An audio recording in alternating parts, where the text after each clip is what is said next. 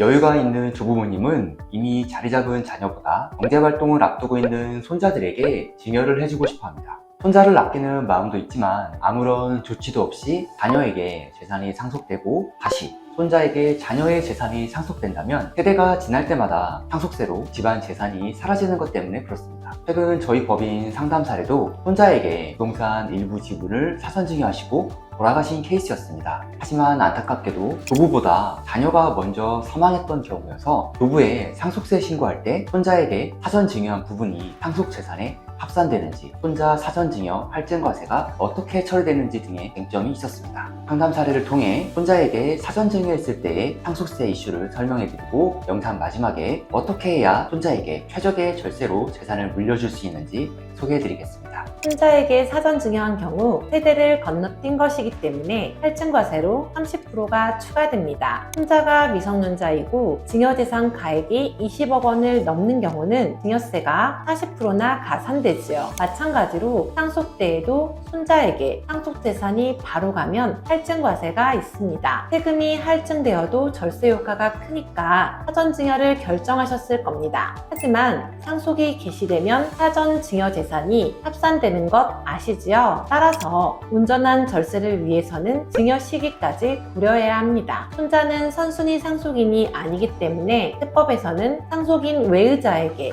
사전 증여한 것은 5년 이내의 것만 상속세 과세가액에 합산합니다. 하지만 사례처럼 자녀가 먼저 사망한 경우는 이야기가 달라집니다. 대법원 판례에 따르면 부부 상속 때 부모가 먼저 사망한 경우 손자는 대습 상속인으로서 상속인의 지위를 갖기 때문에 5년이 아니라 10년간의 사전 증여 재산이 합산됩니다. 이때 쟁점이 되는 것은 할증과세 부분입니다. 상담 사례에서도 사전 증여세 낼 때 할증액을 더해서 증여세를 냈었는데 상속세 신고 때 손자 사전 증여가 합산되는 부분에 대해서 상속세, 할증과세가 되어야 될까요? 또 증여 때 할증과세된 부분도 이중과세 조정을 위한 상속공제를 해줘야 될까요? 이 경우 손자가 사전 증여받은 재산 외에 상속 재산 중에 새로이 받은 게 있다면 거기에 대해서는 상속세, 할증과세를 적용받습니다. 하지만 단순히 사전증여 합산분해까지 공유 재산에 상속세, 할증과세를 적용하지는 않습니다. 또한 상속재산에 합산되었을 때 사전증여 재산에 대한 증여세 공제액은 증여 당시의 증여세 산출세액을 기준으로 계산하는 것이기 때문에 원칙적으로 증여세 할증과세액은 공제해주지 않습니다. 하지만 손자 사전 증여에 대한 할증과세액을 상속 때 무조건 공제 안 해주는 것은 아닙니다. 특수한 경우이긴 하지만 사례와 같이 손자로서 사전 증여 및 할증과세를 부담하고 할아버지가 돌아가시기 전에 아버지가 먼저 사망하여 대습 상속이 된 경우입니다. 이 경우는 앞서 언급한 바와 같이 손자가 상속인이 되기 때문에 사전 증여 재산도 5년이 아닌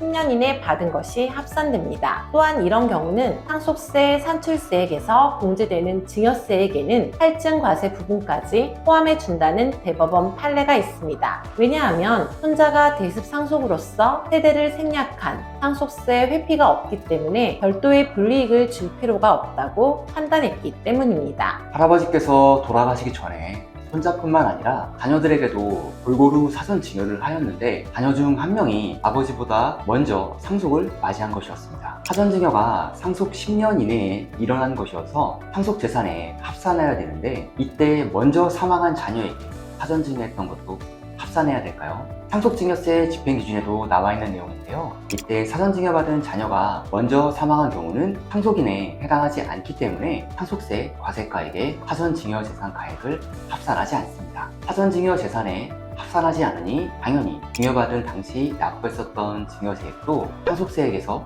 공제해주지 않습니다. 이처럼 사전증여가 상속 과표에 들어가는 데에 따라 적용세율이 달라질 수 있으니 상속세 예산안을 짤 때는 이러한 상황도 전부 고려해야 합니다. 손자에게 할증과세 없이 사전 증여할 수 있는 최적의 방법으로 가족법인이 있습니다. 손자를 주주로 한 가족법인을 설립하여 가족법인에 재산을 이전하는 방법인데요. 받은 재산뿐만 아니라 법인이 받은 재산으로 투자나 사업을 하여 자산을 증식한 경우 그 가치 상승분까지 손자의 자산이 늘어나는 효과가 있습니다. 주주인 손자는 법인의 이익에 대해 배당을 받을 권리까지 있으니 단기적으로 법인이 성장한다면 성장 가치에 대해서는 증여세 없이 자산가치 상승을 누리게 됩니다. 기본적으로 법인이 재산을 할아버지에게 증여받는다면 법인세를 부담하게 됩니다. 법인세율은 상속 증여세율보다 훨씬 낮기 때문에 이 절세 구조를 활용하는 겁니다. 하지만 국가가 이렇게 조세 부담을 줄이는 것을 보고만 있지 않습니다.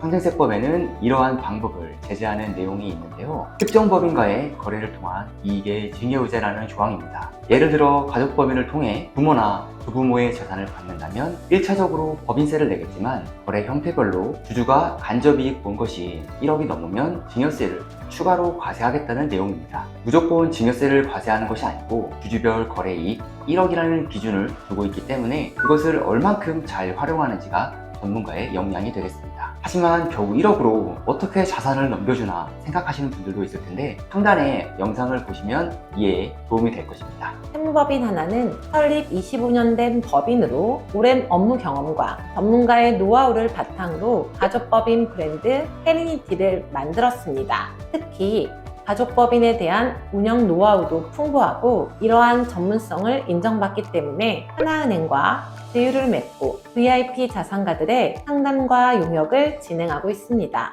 가족법인을 활용하더라도 온전히 절세 효과를 누리고 이전하기 위해서는 장기간이 필요하고 매년 세법이 개정되면서 절세의 수단을 줄이고 있기 때문에 빠른 실행력이 무엇보다 중요하겠습니다. 상속 증여세가 걱정돼서 가족법인을 서둘러야 하는 분, 믿을 수 있는 가족법인 전문가를 찾고 계신 분은 고정 댓글 링크에서 저희 법인 홈페이지와 가족법인 브랜드인 헤리니티를 클릭해 보신다면 도움을 받을 수 있습니다. 법인 구성원 소개에서 40여 명 전문가들의 풍부한 경력을 살펴보시고 신뢰가 가신다 생각들면 헤리니티 상담 메일이나 홈페이지를 통해서 연락주세요. 영상 봐주셔서 감사합니다. 법인 책을 쓴 가족법인 전문가 국세남 나태현 세무사, 상속증여 전문 세도녀 박진주 세무사였습니다.